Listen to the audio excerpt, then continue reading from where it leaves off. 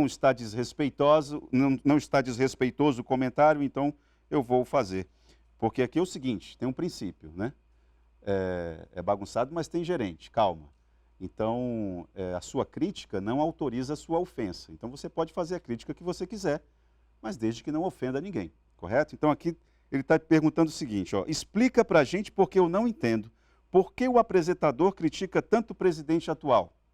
E os entrevistados parecem que são selecionados porque só são entrevistados críticos do presidente. Olha, isso não é verdade. Isso não é verdade.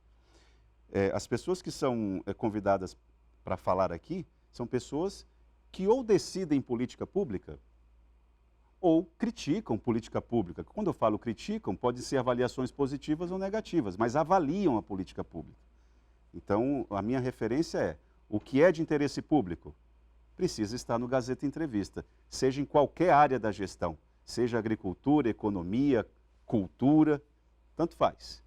Então é porque o clima está tenso. E é óbvio que o programa Gazeta Entrevista, como não é uma ilha isolada do mundo, acaba espelhando essa tensão. As perguntas aqui demonstram que o país está dividido.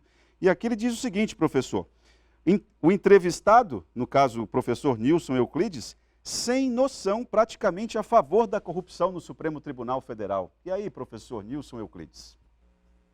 Eu só posso lamentar, né, não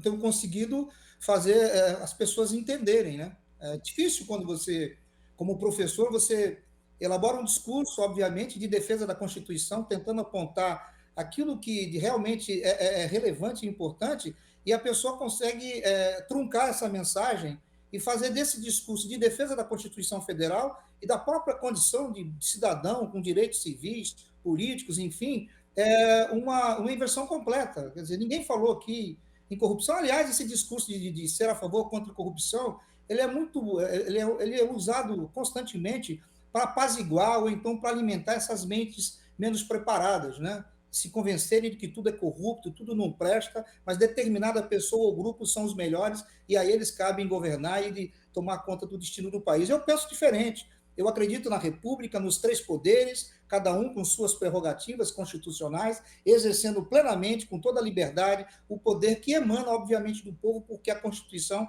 é produto disso. Fora dessa discussão, eu não vou entrar no mérito de ser a favor ou contra, de ser esquerda ou direita, porque eu acho que isso não valoriza o debate, não acrescenta absolutamente nada. Eu, como cientista político, compreendo perfeitamente o momento que nós estamos vivendo, há muita emoção envolvida dentro do processo, e nós, como analistas, nós temos que ficar um pouco distante disso. Então, a gente procura sempre fazer essa análise, sempre com uma postura distanciada, para poder entender e compreender, porque as pessoas que estão muito envolvidas, direta ou indiretamente, com esse processo, levam normalmente essa discussão para um lado mais emotivo, ideológico, partidário, o que não cabe a mim aqui discutir a opção de A nem B de ninguém. Mas eu não entro nessa discussão ideológica nem partidária. O que Professor, nós professor, me perdoe, tem aqui o Júlio, está perguntando o seguinte, por que o ministro Alexandre de Moraes é parte do processo e também julgador? Isso não causa parcialidade? Isso aqui é uma crítica recorrente e me parece que tem alguma lógica. O que o senhor tem a dizer em relação a isso, professor? Olha, o ministro Alexandre de Moraes, ele comanda as investigações do processo porque dentro do Supremo Tribunal Federal existe uma norma, existe um estatuto que determinou que ele cuide desse processo. Não cabe a nós aqui julgarmos. Né? Nós não somos ministro do Supremo. Existe uma norma. Gente, quem é agente público, quem é gestor público, sabe muito bem que um processo só vem para sua mão quando ele entra dentro de uma cadeia burocrática. Não existe opção, entrega para fulano ou para ciclano. A administração pública, e essa é a diferença do gestor público. O gestor público não faz aquilo apenas que a lei permite, ele só faz aquilo que a lei permite que ele faça. Ele não é como um cidadão comum. Se o processo está nas mãos do ministro Alexandre de Moraes, é porque existe uma lei, uma norma e um estatuto que é do Supremo Tribunal Federal, que está arvorado dentro da Constituição Federal, e as pessoas precisam entender isso. E precisam separar, gente, essa emoção, essa relação pessoal com o presidente da República, com o ministro do Supremo, e colocar esses homens, essas pessoas, diante daquilo que é mais importante. Eles ocupam cargos que têm o princípio da impessoalidade. Hoje é Jair Bolsonaro, amanhã será outro.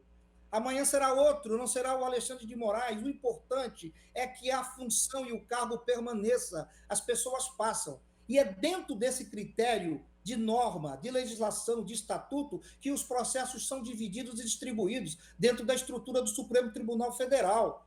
Se há um problema, se existe alguma crítica, essa crítica deve ser levada, obviamente, ao Poder Legislativo, que esse sim tem essa prerrogativa de mudar a lei, de instituir novas regras. Neste momento, eu não vejo, pelo menos do ponto de vista óbvio da lei, do que está dentro do Supremo Tribunal Federal, nenhuma divergência. Agora, o que existe muito aí é que as decisões do ministro têm atingido grupos de pessoas que, obviamente, vão para a defesa. Gente, há pouco tempo atrás, eu ouvia pessoas do outro lado, do outro espectro ideológico, fazendo as mesmas críticas ao Supremo Tribunal Federal. E hoje elas estão de acordo com o Supremo Tribunal está julgando. Você imaginou a maluquice que está esse país? Há 2 anos atrás, muita gente lá da esquerda criticava as decisões do Supremo. Essas mesmas pessoas hoje endossam as decisões do Supremo. E aquelas que endossavam há 2 anos atrás as decisões do Supremo, que inclusive levou um ex-presidente da República para a cadeia, agora são contra o Supremo, mas não eram há 3 anos atrás. Então, nós, Aitã, não podemos entrar nessa maluquice, não, nesse ciclo maluco de pode, não pode, sobe e desce. Nós temos que manter o juízo, a razão. E a razão nos diz o seguinte: independente da sua coloração partidária ou ideológica, nós temos uma Constituição Federal que precisa ser preservada. Eu sirvo a esta Constituição como cidadão brasileiro. Eu sirvo a esta Constituição. Professor, nós temos pouco tempo. Eu vou lembrar aqui duas situações que me fazem questionar como que quem está formulando política pública no país hoje não pensa no povo, aquele que precisa de comida na mesa, que tem filho para criar, o sapato do menino para comprar. Primeiro, o ministro Paulo Guedes perguntando que mal haveria se tivéssemos um pouco mais de aumento no preço da energia elétrica. E não adianta dizer que essa frase foi retirada do contexto em que foi dita.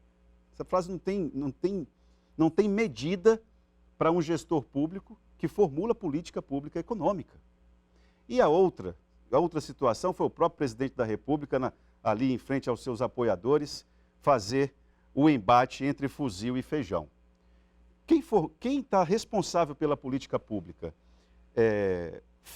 formular esse tipo de situação, não governa para o povo. Para o povo, para o pequeno agricultor, esse que está com problema no ramal aí, você acha? E tem outra situação. Ontem foi um dia importante. Ontem foi editado, o presidente assinou uma medida provisória que vai complicar ainda mais o cenário. Mas eu acho que essa medida provisória tem dias contados quando chegar ali no Congresso. Qual é a sua avaliação, professor? Eu acho que não, ela cai. Com certeza vai cair, porque é uma medida provisória que é uma autodefesa.